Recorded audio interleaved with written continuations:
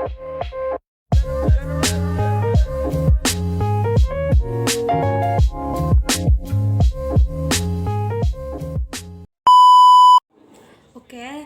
sebelumnya disclaimer dulu ya. Ini cuma tugas untuk mereview mengenai gerakan 30 September Partai Komunis Indonesia atau PKI, G30 SPKI. Jadi aku nggak maksud ngungkap konspirasi apapun dalam kejadian bersejarah ini, dan aku nggak maksud untuk membuka aib negara kita.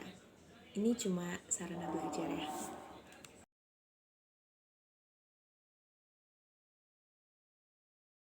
Kalian pernah nanya nggak sih kalau kenapa gitu PKI itu bisa ada di Indonesia juga, bisa terbentuk gitu? Apa yang melatar belakangi adanya PKI itu?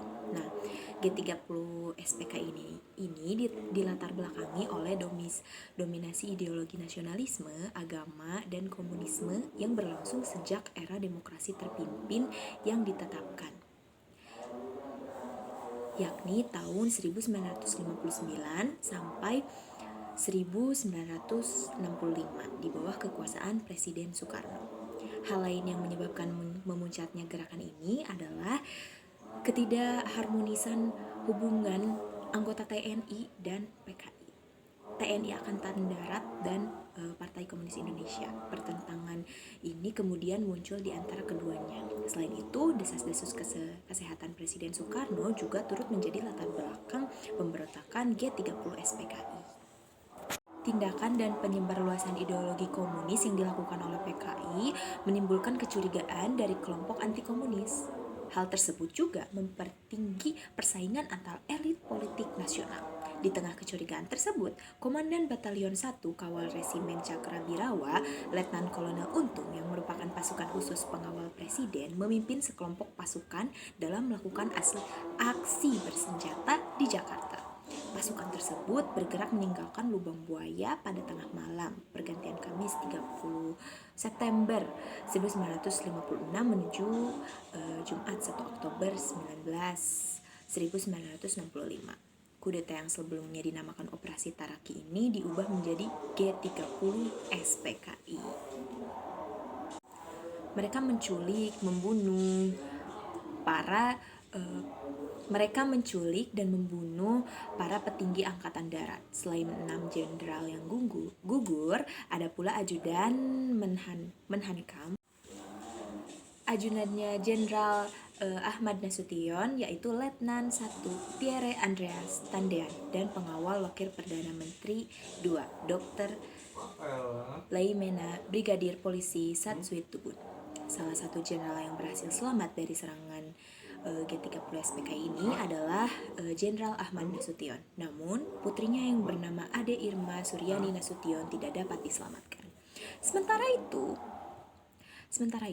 G30 SPKI di Yogyakarta dipimpin oleh Mayor Mulyono, menyebabkan gugurnya TNI Angkatan Darat Kolonel Katamso dan Letnan Kolonel Sugiono. Kolonel Natamso adalah Komandan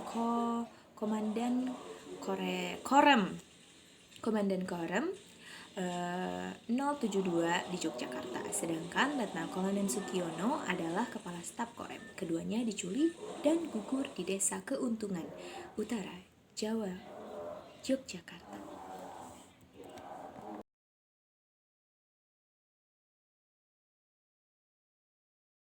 Nah, tujuan dari G30 SPKI adalah menggulingkan pemerintahan era Soekarno dan mengganti ideologi negara Indonesia menjadi komunis yang sebelumnya demokrasi. PKI sendiri disebut memiliki lebih dari 3 juta anggota dan membuatnya menjadi partai terbesar ketiga di dunia setelah RRC dan Uni Soviet.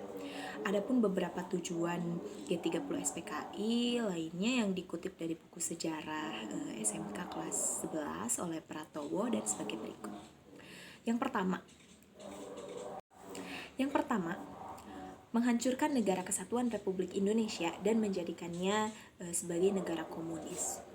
Yang kedua, menyingkirkan TNI Angkatan Darat dan merebut kekuasaan pemerintah. Yang ketiga, mewujudkan cita-cita PKI, yakni menjadikan ideologi komunis dalam membentuk sistem pemerintahan yang digunakan sebagai alat untuk mewujudkan masyarakat komunis. Yang terakhir adalah mengganti ideologi Pancasila menjadi ideologi komunis. Kudeta yang dilakukan kepada Presiden Soekarno tidak lepas dari rangkaian kegiatan komunisme internasional. Oke, itulah gambaran umum tentang G30 SPKI atau Gerakan 30 September Partai Komunis Indonesia. Sekali lagi disclaimer, saya nggak maksud untuk